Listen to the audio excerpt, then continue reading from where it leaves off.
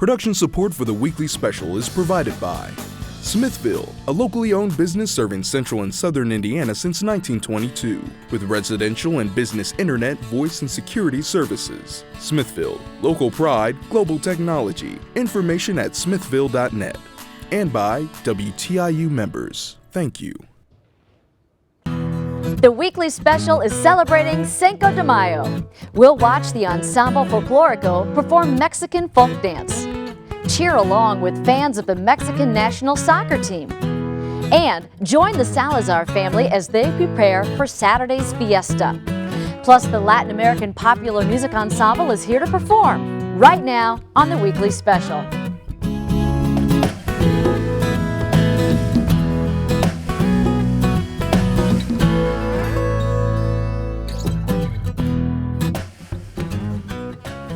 Hi, I'm Pam Thrash. And I'm Joe Wren. It's going to be fun tonight. We've got some exciting things coming up, but first we're going to kick off with a celebration of a different kind.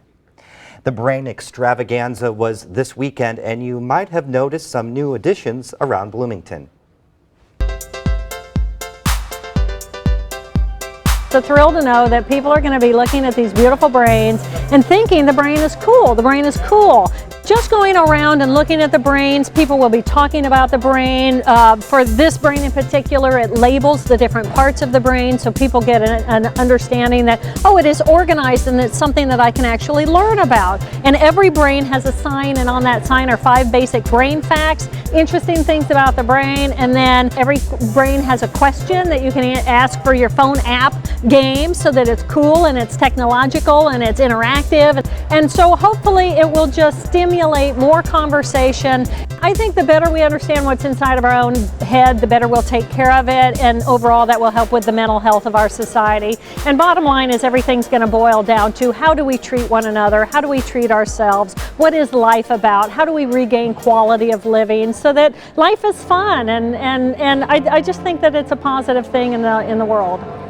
It's been a good 18 months, 2 years to 18 months of really coming up with the idea, getting people involved and excited about it. And we just asked artists to put in proposals for their ideas of what they might do. And we had a lot of artists respond. And so then I worked with them on their ideas and their designs, because my really one criteria was whatever they do, and it had to be neuroanatomically correct. So we talked about it, we massaged ideas, and then I just let them go free.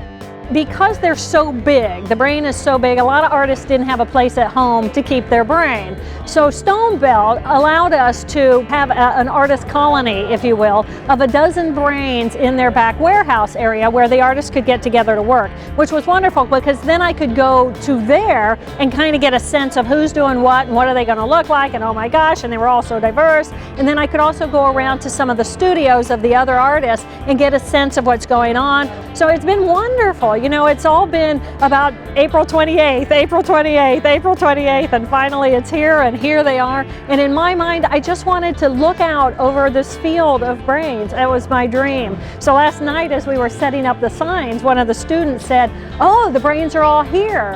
You know, I just had this moment of, oh my gosh, this is that moment. And as when I turned around and I counted 7, 14, 21, it was so beautiful. So I went up to the top of the bleachers and I just looked down over the field and I just cried. You know, it's so beautiful for me. It's a dream come true in so many ways.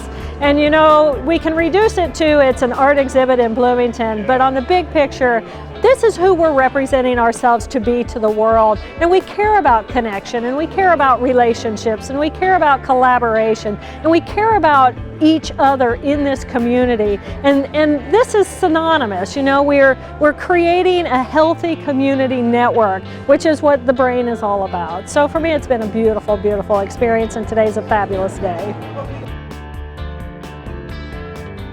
Those are absolutely amazing. If you get a chance, definitely go check those out in Bloomington. And if you'd like a map of the brain locations, visit www.jbtbrains.org. Cinco de Mayo festivities are definitely getting started here in the studio. But first, Joe is with a guest who is going to explain how the holiday came to be. That's right, Pam. I'm here with Professor Peter Gardino, who is going to tell us about this history behind Cinco de Mayo. Thank you for being here. You know, one of the misconceptions I hear is that Cinco de Mayo is a Independence Day for Mexico. Is that right? No, it's not right. Actually, Independence Day for Mexico is the 16th of September. Cinco de Mayo commemorates a battle that took place in 1862, obviously on the 5th of May, where Mexican forces defeated a French force that was invading Mexico at that time. It took place in Puebla.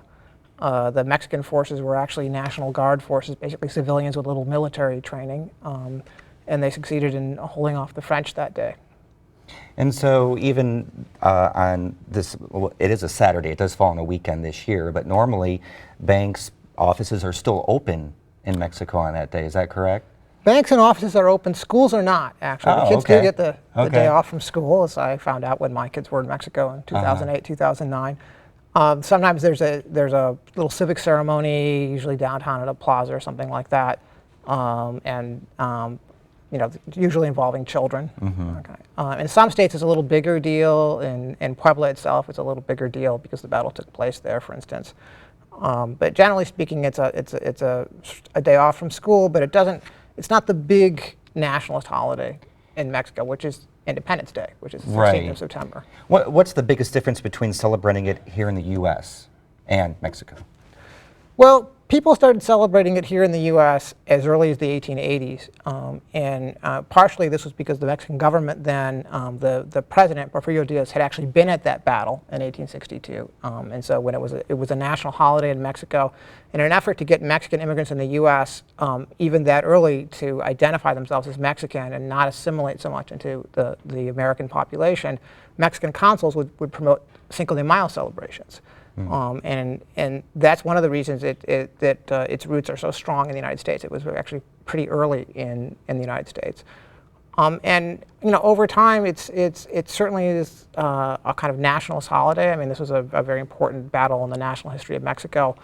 But it's evolved more toward just having a good time and celebrating Mexican ethnicity in the United States, something like St. Patrick's Day in Chicago. Sure.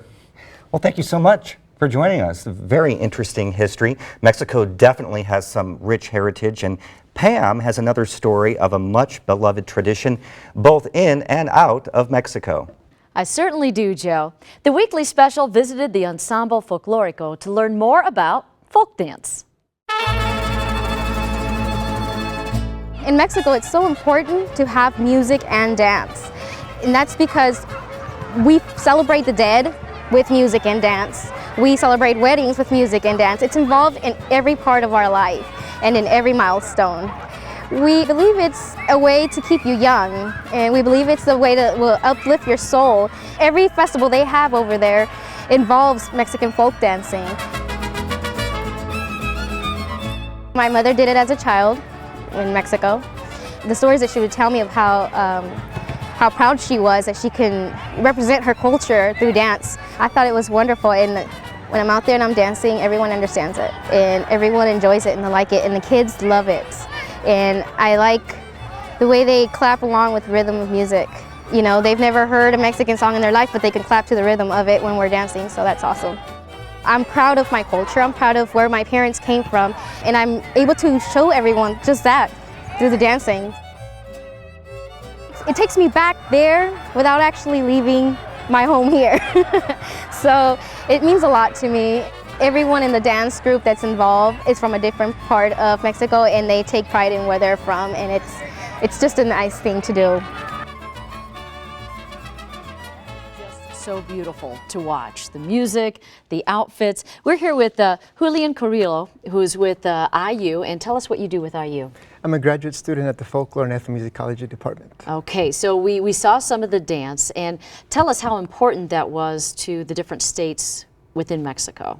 Well, Ballet Folklorico and Mexican music in general reflect the cultural diversity of the country. So it's very important in that sense. How has it evolved over the years? Well, it's actually sort of a process of nationalization that started in the 19th century, beginning with independence in 1821. Mexican elites started looking at native cultures to kind of forge a new identity that kind of differentiated them from the Spanish-born elites. So from that, you also have a process of of popular culture, kind of forging an identity. Independence festivals, for example, theaters, popular itinerant theaters also spread this identity throughout the country, and popular cultures assimilated that.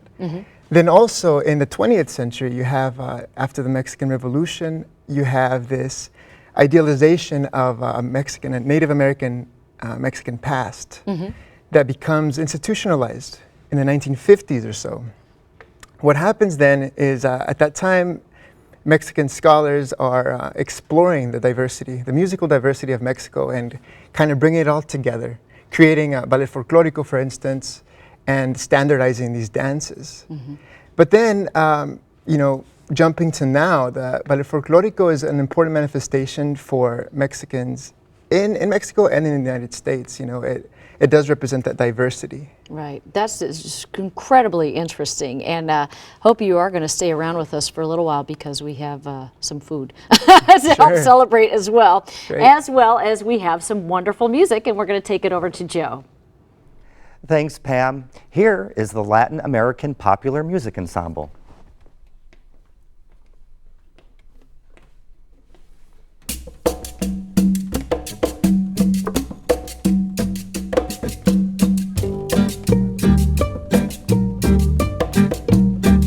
Yo soy un pobre negro sin choza que a la posada voy a dormir de una señora rica y dichosa y me mantengo de mi saving y me mantengo de mi saving y me mantengo de mi saving. Jesús mi niño, Jesús mi amito, si no lo viera quién le iba a querer, que aquí le traigo yo un corderito, pollo y Antonia que es mi mujer.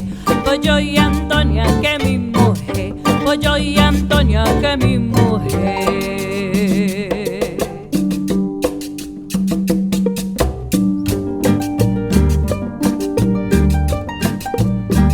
Yo soy la negra más vieja, el baile no hay en la viña mejor que yo. Lavo la casa, limpio los platos, cuido los niños y hago el arroz. Cuido los niños y hago el arroz. Los niños te hago el arroz.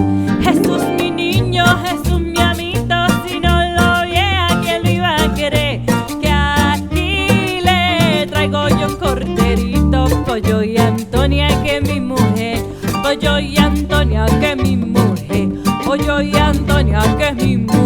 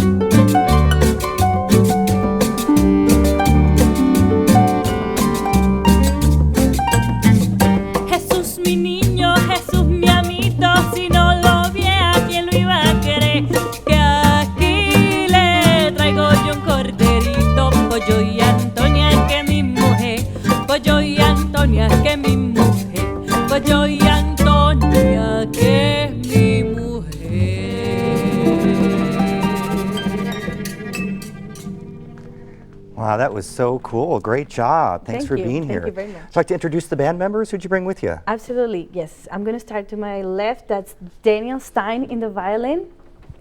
And in the harp, Liza Wallace. Jeff Cernak in the bass. David Simonelli on percussion. Bruno Cabrera, percussionist too. And Espen Jensen on the guitar. And my name is Yuri Rodriguez. And you're with the IU Jacobs School of Music? Yes, we are. Are these students, staff, mixture? It's a mixture. We have mostly students, and David is done with coursework, right? Yeah. Yes, so he's almost out. Oh, Danny's almost out. And Espen Jensen is our resident music director. That's right, for the Latin American Popular Music Ensemble. Oh, it's beautiful. Now, what was that we just heard? That was Yo Soy un Pobre Negro. And this is a Colombian villancico. This is music that Latin American people listen to for party music, especially by the end of the year. Well, it was great, and I hear you have a CD out that people may be able to get. Can you tell us about that? That's right. Our CD came out last year in October 2011, and it has this song, Yo Soy un Pobre Negro, and a collection of songs that were recorded by the Latin American Music Ensemble. And you can purchase it through Marketplace of IU Jacob School of Music and through other online sources. And it's Paisaje Urbano, which means urban landscapes. That's our CD. Well, thank you so much, and we're going to hear more from you later on. But Pam, I definitely smell something amazing from over there. What do you have? Well, Joe, you are certainly welcome to come over and join us. Maybe we'll find you a hat too. We're here with the Salazar family from the La Torre restaurant, and while they continue to prepare this beautiful food, we're going to learn about an event that definitely worked up some appetites.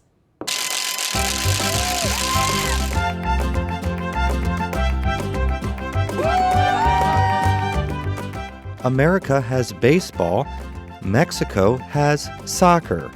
The country's passion for the sport has built a world-renowned fan base and some of today's top soccer players. And on April 30th, Indiana got just a taste of that passion when the IU men's soccer team hosted the under-21 Mexican national team. Our young players in around Central Indiana, they get to see firsthand what some of the best young players in the world look like. Mexico has a great following for their national team. The real true Mexican fans of the first division and national teams already know these players' names. So bringing that to our stadium and having not only the soccer component being where we're playing against a really, really difficult team, we're going to learn and get better, regardless of the result. This is the 6th time IU has hosted the Mexico national team. For many, the game presents an opportunity to connect with their community and heritage at a level rarely found outside of Mexico. It adds that component to it, and that brings the fans, it brings a pageantry, and obviously our fans are rooting for us to have success, but it's also a little bit of national pride, like almost become we're the U.S. team for the day, and that's the invaluable piece to it. The ability to bring them here and bring the Latino community here to Armstrong creates that magic where you have great following from our fans, a wonderful, passionate pride in Mexico. We make it more of an event, just not a game.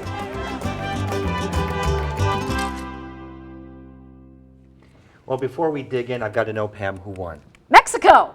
And a lot of green jerseys went away very, very happy. Well, all right, I cannot wait any longer. This looks incredibly delicious. I want to thank the Salazar family for joining us today from La Torre. And we want to talk about what you are preparing now. I know that everything that you prepare is prepared fresh. Yes. And that many of your recipes you actually got from your grandmother. Is that correct? That is correct. And did she inspire you to cook? Yes, she did. Okay, what are you making for us today that Joe's going to try here in a second? We're going to make some fresh shrimp ceviche. Okay. Okay, which is very basic. And it's marinated for over 4 hours. Mm-hmm. Okay. White onion, Spanish onion, some cilantro. Okay. Yes. Jalapenos, salt, and garlic. That is it. Now, is this a traditional Cinco de Mayo dish? Actually, it's not. It is just a brunch entree that you can, if you're throwing a party, you can have it at any time. Yeah. It is excellent at midday because it's very refreshing. And is this what you served? You were at the soccer game, is that correct? Did you serve that? We served this for the, not general public, but for some special guests of IU. Okay. We had a quite variety of food for them. How important is cooking to the Mexican heritage? Well, cooking is it's actually almost an excuse for gathering, for family gathering. Mm-hmm. They said, okay, we're gonna have some tamales. Mm-hmm. Well, tamales is very, very time consuming, so the whole family and the women get together, Right. while us, the gentlemen, go out and sip on some good tequila. Uh-huh. And Oh, listen to nice. music. Very nice. We always put the women to work, but in this case, it's not. I'm the one that cooks. Gotcha. It doesn't work gotcha. that way. And you have your daughter with you here. Our Well, the whole daughter, family's Leticia. here. Yes. Leticia, tell us about the beautiful outfits you have on. Well, this is a traditional dress from Yucatan, which is a state in Mexico. It is not a special occasions dress. It's just a very casual dress that the women wear, you know, in the evenings when they go out. Right. Out on the town. And you all have beautiful outfits And on this today. is the Show this one off. I love that. My mom is wearing a China Poblana traditional dress, which is from Puebla, where Cinco de Mayo took place. And you can see it. It's there's a history behind it, but Yeah. we're not gonna get into that. We're ready to eat. Now, you guys have a special celebration, obviously, going on Saturday for Cinco de Mayo at La Torre. Tell us about that. We do.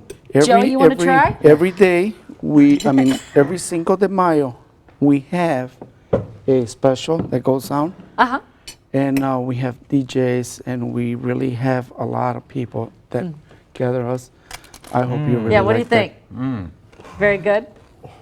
He's not going to talk anymore. So that is this Saturday. And what time does that Saturday, start? We start at 5 o'clock, and we Okay. go on until 10, 11 o'clock at night. Okay, wonderful. It's very, I think we're about the only restaurant in town that really caters to Cinco de Mayo Okay. in food and tradition. Wonderful. And now you have a drink here We also. we have our Tell us about this. horchata. Yeah. Horchata is a Horchata. very refreshing drink Uh-huh. that is, when it's hot, Americans drink iced tea. Right. We drink horchata. Okay. Any alcohol in this? None at all. Just checking. But it goes great with rum. Excellent. Oh, I'm sure. But so Okay. what is it, this? This is actually made of rice. We pre-soak the rice sweet. overnight.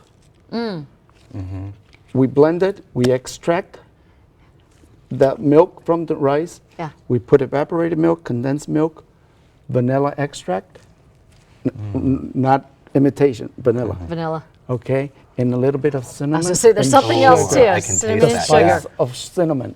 This is wonderful. It's really refreshing. It is very refreshing when Absolutely. you're really, like out there working at the yard, or you have one of these. It's like just wonderful. suits you all over. Well, thank you so much for stopping Thank you. by today, Thank and you. I'm sure the entire staff here will like to take I advantage. would like to invite everyone, right. to you.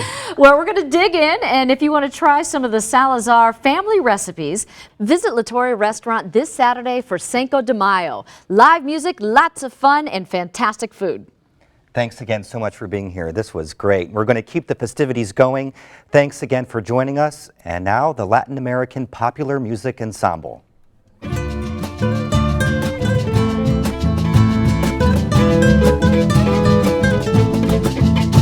Las campanas de la iglesia están sonando, anunciando que el año viejo se va. La alegría del año nuevo viene ya. Los abrazos se confunden sin cesar. Faltan 5 para las 12, el año va a terminar. Me voy corriendo a mi casa a abrazar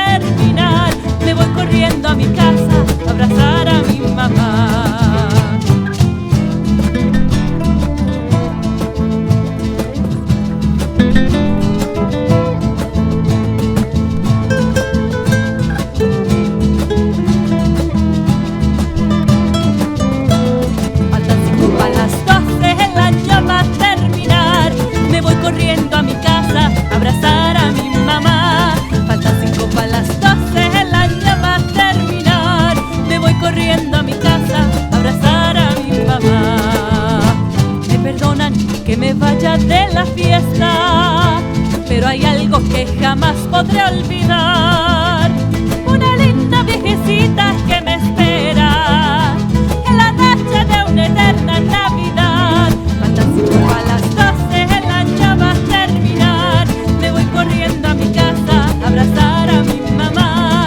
Faltan 5 a las 12, el año va a terminar. Me voy corriendo a mi casa a abrazar a mi mamá.